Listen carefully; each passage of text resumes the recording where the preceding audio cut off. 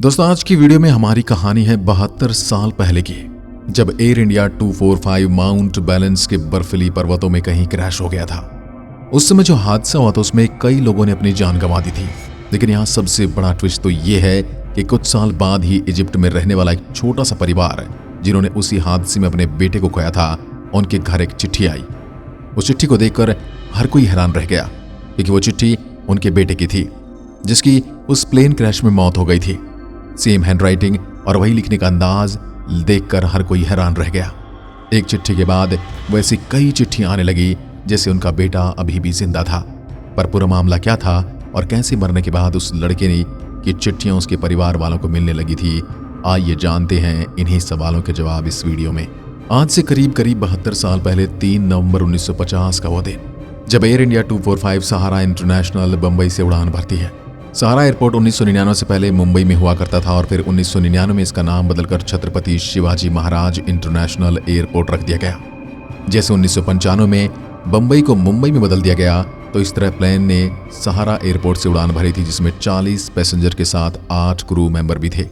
ये फ्लाइट बहुत लंबी होने वाली थी। इससे पहले तो इजिप्ट से लैंड करना था, जिसके बाद स्विट्जरलैंड में लैंडिंग करके लंदन जाना था। ये L-79 मॉडल का प्लेन था। इसमें 4 प्रोपेलर इंजन लगे थे।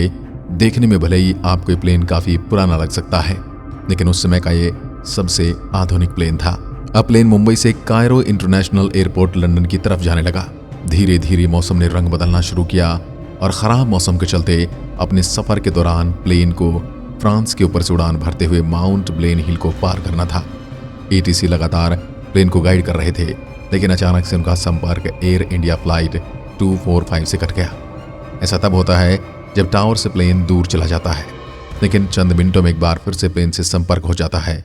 लेकिन 245 के साथ ऐसा नहीं हुआ और एक खामोशी थी एक बहुत बड़े हादसे की।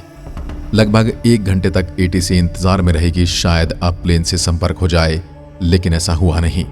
इसके बाद एक सर्च टीम को भेजा गया, जिन्हें बर्फीली पहाड़ियों के बीच एक विशाल पर्वत पर जाकर एक छोटे से प्लेन को खोजना था। कई घंटे बाद भी प्लेन नहीं मिला। 2 दिनों तक प्लेन को ढूंढा गया और तब जाकर प्लेन का कुछ हिस्सा मिला, जबकि बाकी कुछ हिस्सा बर्फ में दब गया था, जिसका पता आज तक नहीं चल पाया है और न ही इस हादसे की जानकारी किसी को मिल पाई।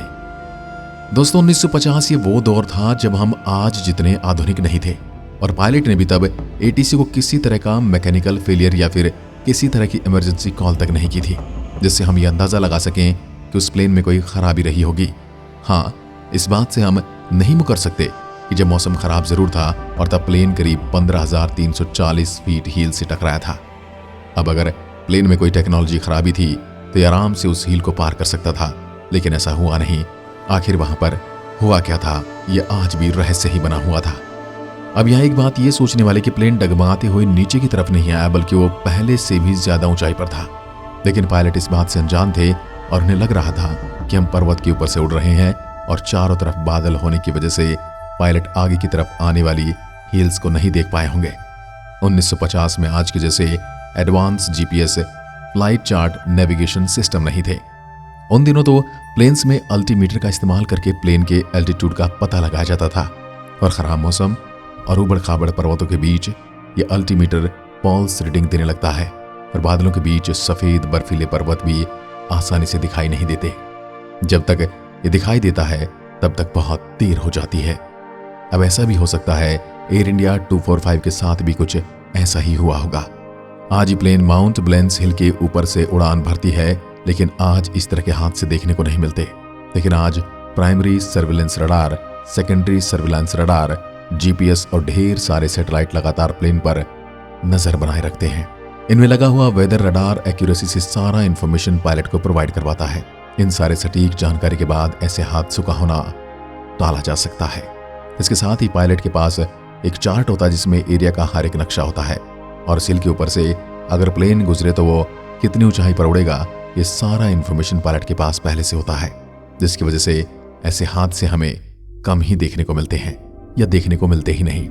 कुछ सालों बाद इस केस को बंद कर दिया गया, लेकिन एक और दिल दहला देने वाला हादसा हो गया, क्योंकि इस घटना के 6 साल बाद एयर इंडिया 101 उसी हिल पर उसी जगह पर जाकर टकराता है जहां पहली फ्लाइट 245 टकराई थी और ये दोनों प्लेन ही माउंट ब्लैंस की बर्फीली चादर के नीचे दफन है।